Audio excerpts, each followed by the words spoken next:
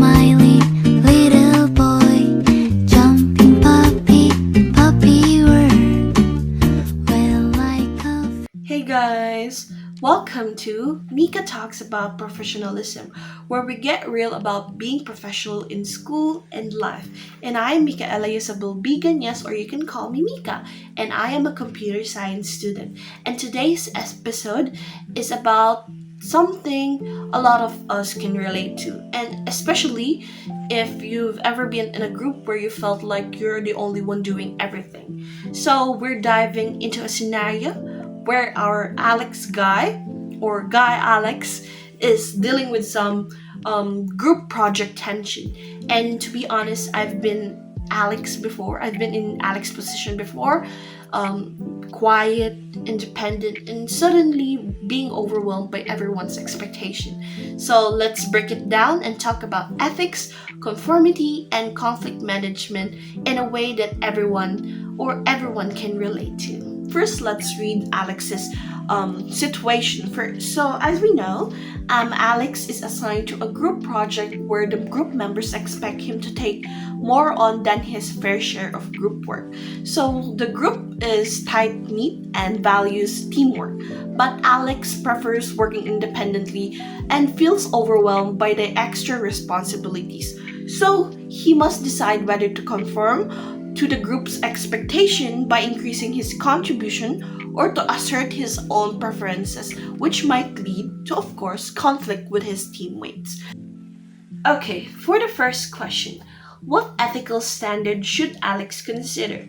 Okay, so for that question, let's start with the three basic ethics. Alex is stuck between being fair to himself and being fair to the group. So, in a professional way, even if it's just in school, we value three big things. Fairness. No one should do more or less than what is expected.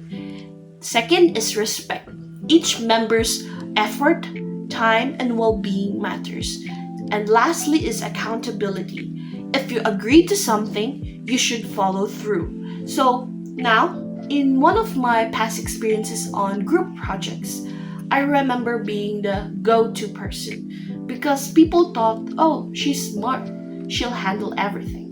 So at first, I didn't say anything because I want to avoid tension. But I learned in the long way that being professional doesn't mean being silent. So it means speaking up respectfully when something is off. So Alex should ask, is it fair that I'm doing more? Or is it respectful to my time and energy? So I believe those answers will guide him or Alex to his next move. Okay, moving on to the next question. Should Alex conform or assert himself? What kind of conformity is this? So here's the big decision. Should he go with a group or stand with his ground? So if he chooses to conform, there are three types rather he might fall into. First is compliance. This is when you really don't agree to it, but you do it anyway to avoid or gain approval. Rather, avoid conflict or gain approval. Next is internalization. You actually believe in what the group stands for, so you contribute because you think it's right or it's the best. Lastly is identification. You want it to be accepted by the group or your team, so you go along with it. You go along with them rather. So even if you're unsure or being unfair to yourself.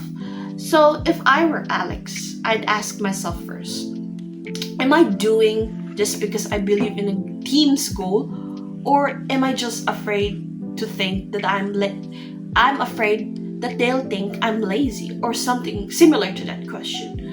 Honestly, I've been in that situation. So I've been in a compliance mode before, saying yes even though I wanted to say no. So it drained me basically. So if Alex is just going to keep the peace, that's not sustainable.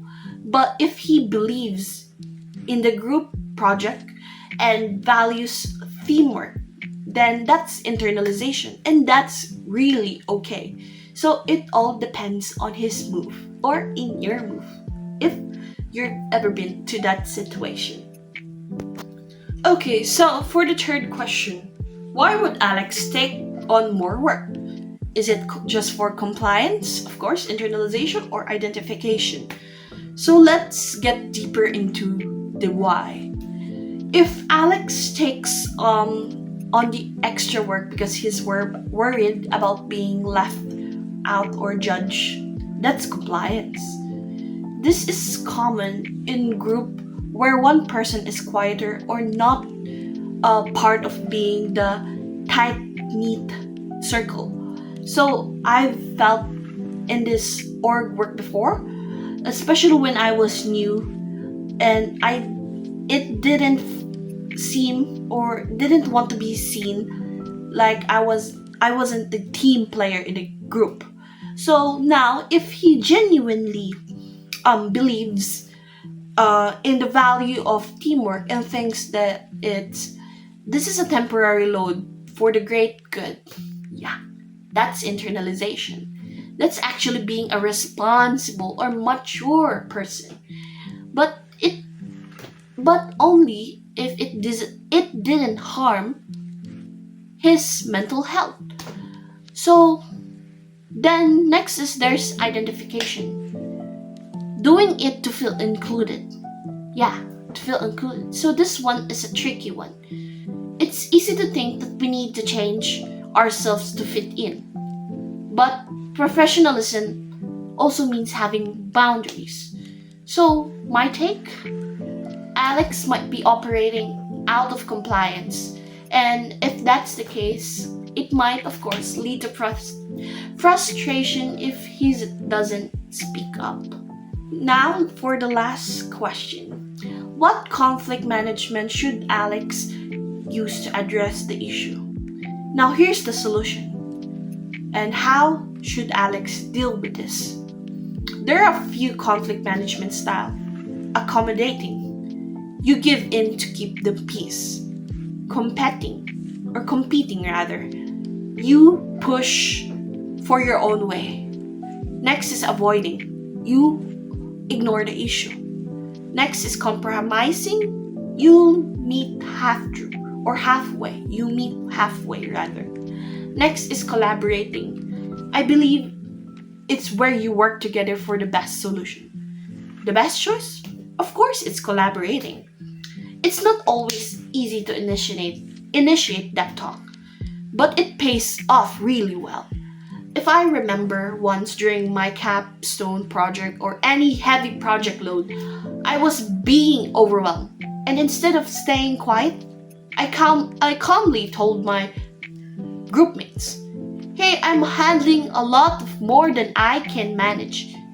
Can we talk about rebalancing the task or contribute more to your own?" So yeah, to my surprise, they didn't push back.